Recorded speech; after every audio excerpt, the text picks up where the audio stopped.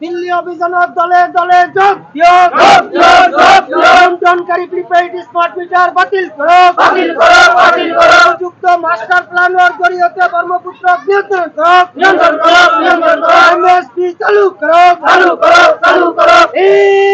ইনকিলাব। All India Kisan খেত মজদুৰ সংগঠনৰ ফালৰ পৰা অহা 23 ছেপ্টেম্বৰত আমি কৃষকসকলৰ এখন মহাপঞ্চায়ত আমি আহ্বান কৰিছোঁ। দিল্লীত আমাৰ এই মহাপঞ্চায়ত হ'ব আৰু সেই মহাপঞ্চায়তৰ পৰা আমি 5টা দাবী, বিশেষকৈ অসমৰ যি জ্বলন্ত সমস্যা ব্ৰহ্মপুত্ৰ নদী, যি নদীয়ে হাজাৰ হাজাৰ মানুহৰ, লাখ লাখ মানুহৰ খেতি মাটি, ঘৰ দুৱাৰ আদি ভাঙি লৈ যায় ব্ৰহ্মপুত্ৰৰ পানীয়ে। আজিলৈকে কোনো এখন চৰকাৰে সেই ব্ৰহ্মপুত্ৰ নদীৰ স্থায়ী প্ৰতিৰোধৰ কোনো ব্যৱস্থা কৰা নাই। আমি দেখিবলৈ পাইছোঁ বালি আৰু বাঁহৰ পাৰ্কুপাইন আৰু জিঅ' বেগ দিয়ে ব্ৰহ্মপুত্ৰ নদীক কণ্ট্ৰল কৰা, নিয়ন্ত্ৰণ কৰা অসম্ভৱ। আজি বিজ্ঞানৰ যুগত যেতিয়া মানুহ মংগল গ্ৰহত চন্দ্ৰত বসবাস কৰাৰ পৰিকল্পনা কৰি আছে, তেতিয়াই ব্ৰহ্মপুত্ৰ নদীক ইচ্ছা কৰিলে চৰকাৰে যিকোনো মুহূৰ্তত ইয়াক কণ্ট্ৰল কৰিব পাৰে।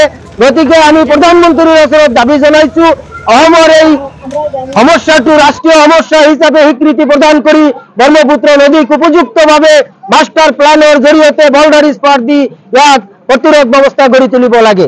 দ্বিতীয়তে ফৰেষ্টলেণ্ডত যিবিলাক মানুহ ইতিমধ্যে বসবাস কৰি আছে, বহুদিনৰ পৰাই অসমৰ স্বৈৰাচাৰী চৰকাৰ, বিজেপি চৰকাৰ, হিমন্ত বিশ্ব চৰকাৰ এই মানুহখিনিক অন্যায়ভাৱে অযৌক্তিকভাৱে উচ্ছেদ কৰি আছে। আমি দাবী জনাইছোঁ ফৰেষ্টলেণ্ডত উচ্ছেদ কৰক, কিন্তু সেই উচ্ছেদিত মানুহক পুনৰ্বাসনৰ ব্যৱস্থা কৰিহে সিহঁতক উচ্ছেদ কৰিব লাগে। লগতে আমি কৃষকৰ যি ফচলৰ ন্যায্য দাম, সেই ন্যায্য দাম ধাৰ্য কৰিব লাগে। যি দাবী লৈ দীৰ্ঘদিন দিল্লীৰ বুকত দীৰ্ঘ 13 মাস আন্দোলন কৰিছিল, সেই আন্দোলনত কৃষকসকল 750 জন কৃষক তাত শ্বহীদ হৈছিল। যদিও বিজেপি চৰকাৰে সেই দাবী অস্থায়ীভাৱে মানি লৈছে, এমএছপি যিটো মিনিমাম ছাপোৰ্ট প্ৰাইচ, সেই ছাপোৰ্ট প্ৰাইচটো এতিয়া সকলো শস্যৰ ক্ষেত্ৰত এটো ধাৰ্য কৰা নাই। গতিকে এমএছপি বাহাল কৰিব লাগে, বিদ্যুৎ বিল 2023 বাতিল কৰিব লাগে।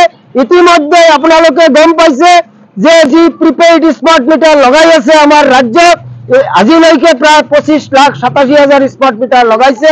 যি স্মাৰ্ট মিটাৰ এইটো গ্ৰাহকক নিয়ন্ত্ৰণকাৰী স্মাৰ্ট মিটাৰ হিচাপে গোটেই অসমত এইটো মানে সঘনে প্ৰচাৰ হৈ আছে, কিন্তু বিজেপি চৰকাৰে তেওঁলোকৰ মন মতলবী হিচাপে সিহঁতে প্ৰিপেইড স্মাৰ্ট মিটাৰ লগোৱাৰ কাম কৰি আছে। এইটো বন্ধ কৰিব লাগে। যাৰ কাৰণে আমি এই অত্ৰ অঞ্চলৰ পৰা আমি প্ৰধানমন্ত্ৰীৰ ওচৰত দিল্লীত যিটো তালকোটৰা ষ্টেডিয়াম, তাত আমাৰ কৃষক মহাপঞ্চায়ত হ'ব। তাৰ পৰা আমাৰ সজাতি দল গৈ প্ৰধানমন্ত্ৰীক 5টা দাবীৰ ভিত্তিত আমি স্মাৰক পত্ৰ প্ৰদান কৰিম।